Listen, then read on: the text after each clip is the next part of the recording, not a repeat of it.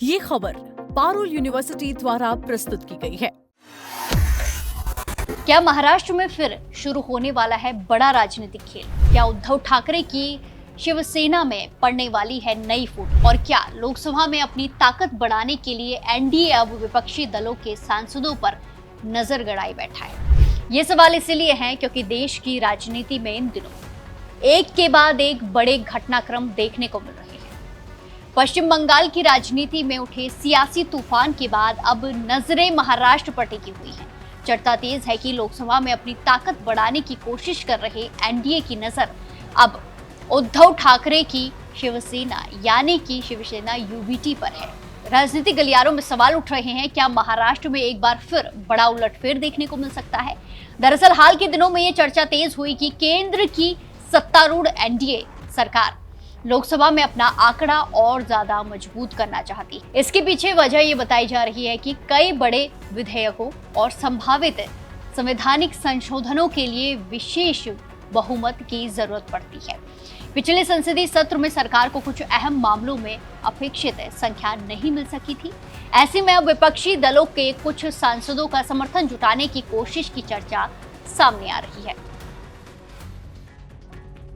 इसी बीच पश्चिम बंगाल की राजनीति को लेकर भी बड़ा दावा किया गया। कुछ मीडिया रिपोर्ट्स में कहा गया कि तृणमूल कांग्रेस के कुछ सांसदों ने पार्टी नेतृत्व से नाराजगी जताई और एनडीए को समर्थन देने की इच्छा दिखा दी है। हालांकि इस पूरे मामले पर अलग अलग राजनीतिक दलों की ओर से अलग अलग प्रतिक्रियाएं सामने आई हैं और तस्वीर अभी पूरी तरह साफ नहीं हुई है, लेकिन इन दावों ने राजनीतिक माहौल को जरूर गर्मा दिया है। अब बात महाराष्ट्र की। रिपोर्ट्स के मुताबिक राजनीतिक हलकों में ये चर्चा तेज है कि उद्धव ठाकरे के नेतृत्व वाली शिवसेना यूबीटी के कुछ सांसद भविष्य में अलग रास्ता चुन सकते हैं। फिलहाल लोकसभा में शिवसेना यूबीटी के 9 सांसद हैं।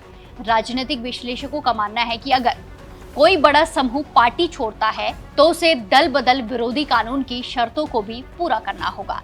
इसी वजह से संख्या का गणित पूरे मामले में बेहद ज्यादा महत्वपूर्ण माना जा रहा है। यहाँ एकनाथ शिंदे का नाम भी काफी ज्यादा चर्चा के केंद्र में है। साल 2022 में महाराष्ट्र की राजनीति में हुए बड़े घटनाक्रम के बाद शिंदे गुट ने शिवसेना के बड़े हिस्से पर अपना दावा मजबूत किया था। इसके बाद विधानसभा चुनाव में भी शिंदे गुट और इसी के साथ भाजपा गठबंधन को बड़ी सफलता मिली थी। राजनीतिक जानकारों का मानना है कि शिंदे ने राज्य के कई इलाकों में मजबूत संगठन खड़ा किया है और इसी वजह से उनके प्रभाव को लगातार बढ़ावा मिल रहा है, बढ़ता हुआ माना जा रहा है। वहीं दूसरी ओर उद्धव ठाकरे अभी भी मुंबई, ठाणे और कुछ शहरी इलाकों में अपनी मजबूत राजनीतिक पहचान बनाए हुए हैं।